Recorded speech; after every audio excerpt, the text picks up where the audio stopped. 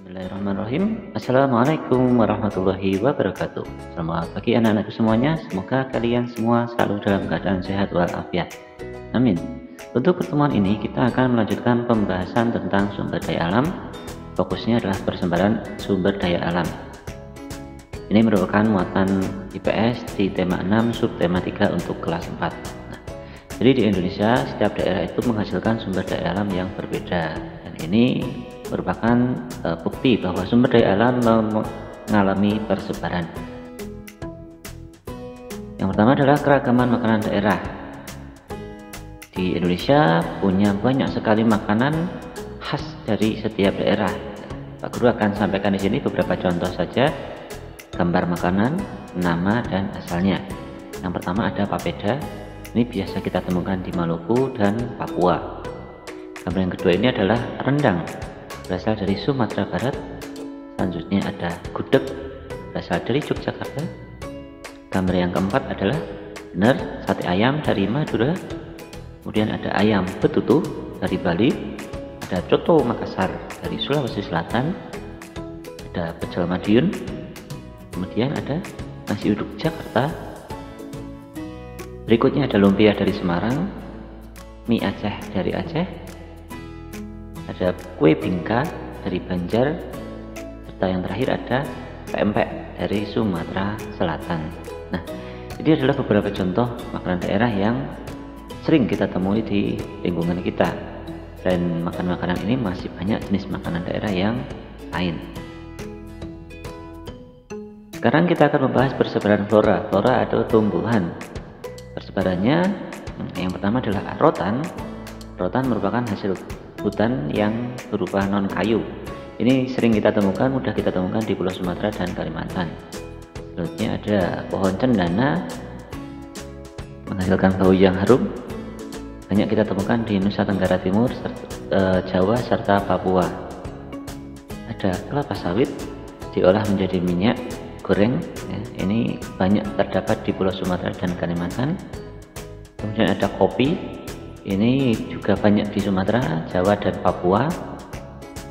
Selanjutnya ada karet, nah, getahnya ini namanya latex, banyak kita temukan di Pulau Jawa, Sumatera dan Kalimantan.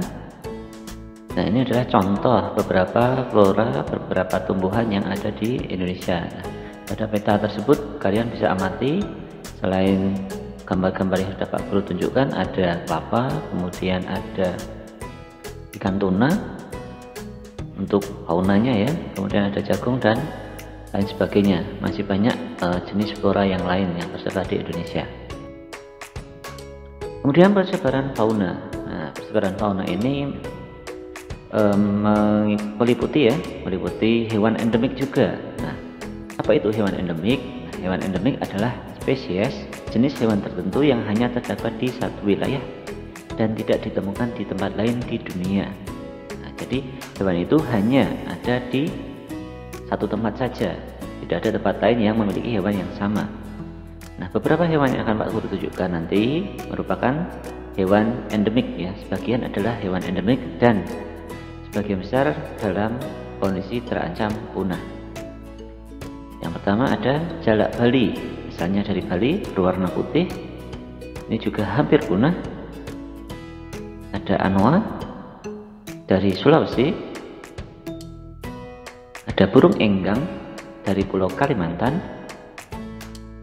ada orangutan di Kalimantan juga, dan beberapa daerah di Sumatera,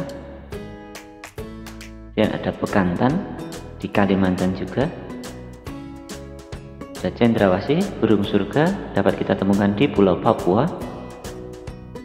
Ada gajah, ini dikonservasikan di Waikambas, Lampung ya, Pulau Sumatera. Ada komodo di Pulau Komodo, Flores. Dan ada badak berjula satu, ditangkarkan di Ujung Kulon, Provinsi Banten. Nah, itu tadi beberapa persebaran fauna di Indonesia. Kemudian ada beberapa di antara fauna-fauna tersebut yang merupakan hewan endemik. Selain itu, sebagian besar fauna yang Pak Guru tunjukkan tadi terancam punah, sehingga kita wajib untuk menjaga kelestariannya dengan tidak melakukan perburuan secara liar. Selain itu, kita juga akan membahas persebaran bahan tambang, karena sumber daya alam itu tidak hanya berupa biotik tetapi juga abiotik. Tidak hanya yang dapat diperbarui tetapi juga yang tidak dapat diperbarui. Yang pertama ada minyak bumi. Ini bisa kita temukan di Dumai, Cepu, Kepulauan Natuna, Tarakan, dan Sorong. Selanjutnya ada gas alam. Ada pertambangannya di daerah Arun, Aceh, kemudian ada di Bontang, Kalimantan. Yang ketiga ada batu bara, ada di Bukit Asam, Sumatera, kemudian di Sungai Berau, Kalimantan. Ada emas dan perak. Nah, banyak terdapat di Maulaboh, Aceh, dan Cikotok, Jawa Barat. Ada intan di Martapura, Kalimantan, merupakan salah satu bahan untuk perhiasan. Ada biji besi, ditemukan di Cilacap, Jawa Tengah, dan Cilegon, Jawa Barat. Kemudian ada bauksit, biji aluminium, ini kita temukan di Pulau Bintan. Nah, itu dari contoh ya, beberapa contoh sumber daya alam yang berupa barang tambang. Selain gambar-gambar yang sudah Pak Guru tunjukkan, masih banyak sekali sumber daya alam berupa barang tambang yang ada di Indonesia. Kalian bisa amati peta persebaran bahan tambang yang sudah Pak Guru tampilkan, atau kalian juga bisa browsing ya di internet. Baik, sekarang kita akan membahas latihan soal yang ada pada Maestro tema 6. Silahkan kalian buka halaman 36 dan 37, akan kita bahas satu persatu. Untuk soal yang pertama, pengertian sumber daya alam adalah segala sesuatu yang ada di alam dan kita butuhkan. Jelas sekali. Yang kedua, kekayaan alam yang dapat dimanfaatkan oleh manusia disebut sumber daya alam ya. Karena kita butuhkan maka bisa kita manfaatkan, bisa kita olah. Yang ketiga, gambar itu adalah gambar stroberi, maka cocok ditanam di daerah dataran tinggi. Nomor 4, yang bukan sumber daya alam yang dapat diperbarui adalah minyak bumi ya. Barang tambang itu termasuk sumber daya alam yang tidak dapat diperbarui. 5. Sumber daya alam yang tidak dapat diperbarui, ini jelas barang tambang lagi, yakni gas bumi, gas alam. Nomor 6, perhatikan gambar. Itu ada gambar petani. Profesi tersebut memanfaatkan sumber daya alam berupa tanah. Jelas sekali. Nomor 8, masyarakat di pesisir pantai banyak bekerja sebagai nelayan. Kemudian sumber daya alam yang dimanfaatkan oleh petani garam. Nah, petani garam itu mengeringkan air laut. Nomor 10, dataran rendah dimanfaatkan sebagai tempat untuk bertani tanaman pangan karena tersedianya sumber air yang memadai. Nah, itu tadi 10 soal pilihan ganda. Silahkan dicek jawaban kalian. Jika masih ada yang bingung, silahkan dibaca kembali, disimak kembali materinya. Oke, sekarang yang round 2. Tuliskan 3 contoh sumber daya alam yang dapat diperbarui di sekitar lingkungan tempat tinggalmu. Nah, mungkin jenis sumber daya alamnya berbeda-beda, tetapi secara umum, nah ini ya, ada air, ada berbagai jenis tanaman, kemudian ada berbagai jenis hewan, hewan ternak maupun hewan liar, kemudian ada udara, ada sinar matahari, dan tanah tentunya. Mungkin di beberapa daerah ada juga barang tambang maupun air laut. Nah, tapi secara umum yang telah Pak Guru tuliskan tersebut ya, secara umum itu. Nomor 2, tuliskan 3 contoh sumber daya alam yang tidak dapat diperbarui di sekitar lingkungan tempat tinggalmu. Yang tidak dapat diperbarui, kalau di tempat tinggal Pak Guru, ya olahan ya, hasil olahan minyak bumi tentunya. Kalau tambangnya ternyata tidak ada. Olahan minyak bumi seperti pertalite, pertamax, solar, kemudian ada juga gas LPG. Nomor 3, apa mata pencaharian sebagian besar penduduk di daerah pantai? Mengapa demikian? Yang umum adalah menjadi nelayan. Tentunya karena biota laut melimpah di sekitar lingkungan pantai. Jadi manusia bekerja menyesuaikan dengan lingkungan sekitarnya, menyesuaikan dengan sumber daya alam yang ada di sekitarnya. 4. Sebutkan pekerjaan yang banyak dilakukan penduduk daerah dataran tinggi. Nah, ini ada beberapa contoh: petani sayur dan buah, peternak sapi perah, kemudian ada juga penjaga villa atau penginapan. Nomor 5, mengapa mata pencarian masyarakat dipengaruhi oleh lingkungan alam? Jelas sekali, karena manusia cenderung menyesuaikan diri dengan lingkungan dan memanfaatkan sumber daya alam yang ada di sekitarnya untuk memenuhi kebutuhan hidupnya. Sehingga tentunya mereka akan memilih pekerjaan yang sesuai dengan lingkungan dan sumber daya alam yang terdapat di daerahnya tersebut. Kalau tidak, maka dia akan menyengsarakan dirinya sendiri. Misalnya ya, dia tinggal di gunung tetapi ingin membuat garam. Nah, dapat air laut dari mana? Ya, maka dia akan menyusahkan dirinya sendiri dan kebutuhan hidupnya justru tidak akan terpenuhi. Sehingga yang umum adalah mata pencaharian itu menyesuaikan lingkungan dan potensi atau sumber daya alam yang ada di lingkungannya tersebut. Sekarang kita buka halaman 53, tema 6 juga. Nah, nomor 1, sebutkan sumber daya alam yang banyak tersedia di lingkungan sekitar. Nah, tadi sudah kita bahas dan tentunya berbeda-beda nih, bisa berbeda-beda, tetapi secara umum adalah yang terbarukan, yakni berupa hewan, tumbuhan, air, udara, sinar matahari. Nomor 2, bagaimana usaha masyarakat sekitar dalam menjaga dan memelihara memelihara sumber daya alam. Nah, tentunya dengan rutin menjaga kebersihan lingkungan, membuang sampah pada tempatnya, tidak berlebihan dalam menggunakan pupuk kimia, menanam banyak pohon di sekitar rumah. Nah, ini ada beberapa contoh saja, masih banyak hal lain yang bisa dilakukan. Nomor 3, apa saja yang menyebabkan sumber daya alam cepat habis? Nah, tentunya penggunaan yang tidak terkontrol, tidak terkendali, sekaligus tanpa diimbangi upaya pelestarian lingkungan. Jadi hanya memanfaatkan saja tanpa mau peduli dengan lingkungan, tidak peduli apakah nanti lingkungannya jadi rusak atau lestari.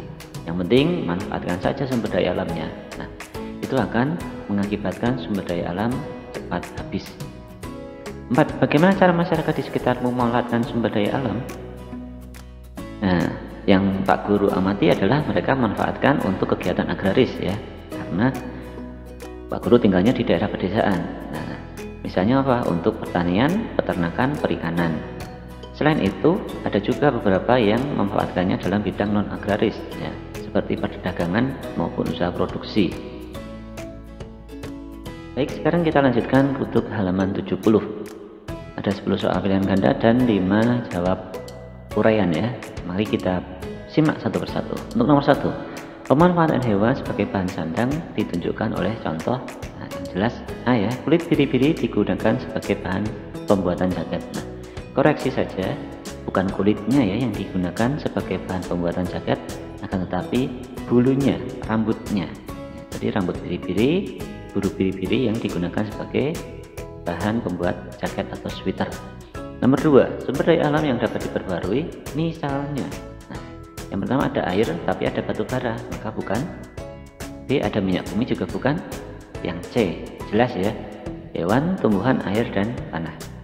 Nomor 3, tumbuhan yang digunakan untuk membuat rumah dan perabot rumah tangga adalah pohon jati, profilnya keras dan awet. Nomor 4, hal yang harus dihindari dalam pemanfaatan sumber daya alam adalah melakukan penggundulan hutan. 5, agar sumber air tetap dapat diperbarui, sebaiknya kita menanami kembali hutan yang gundul, karena salah satu fungsi hutan adalah menjaga cadangan air tanah. Nomor 6, manusia memanfaatkan sumber daya alam untuk memenuhi kebutuhan hidup.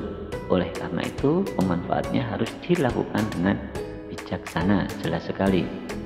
7, berikut yang tidak termasuk sumber daya alam yang dapat diperbarui untuk bahan baku pembuatan rumah adalah besi. 8, gambar petani garam. Sumber daya alam yang dimanfaatkan jelas air laut. Nomor 9, setiap hari Dodi sarapan dengan nasi, lauk dan sayur. Hal ini berarti Dodi memanfaatkan sumber daya alam sebagai bahan konsumsi dimakan. 10, pekerjaan berikut yang memanfaatkan sumber daya alam adalah jelas petani ya.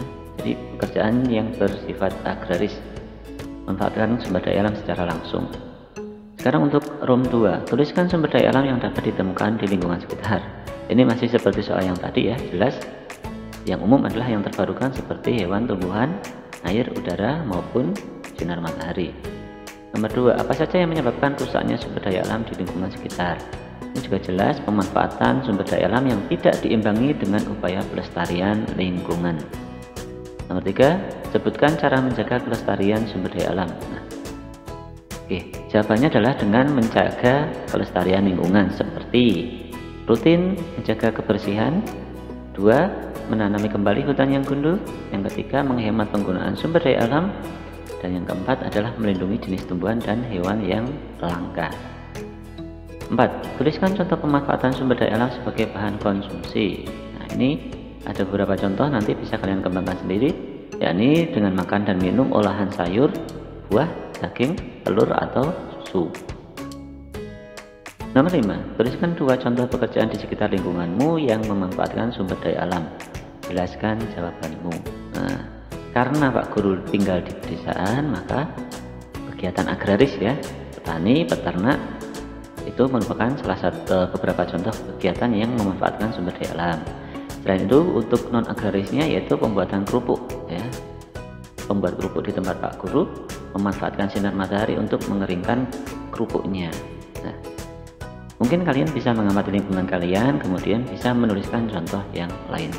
Ya, terima kasih anak-anakku semuanya telah menyaksikan video ini sampai habis. Itulah beberapa materi serta pembahasan soal dari Maestro tema 6 untuk kelas 4. Selanjutnya kita akan masuk ke tema 7 pada pertemuan yang akan datang. Terima kasih, semoga bermanfaat. Assalamualaikum warahmatullahi wabarakatuh.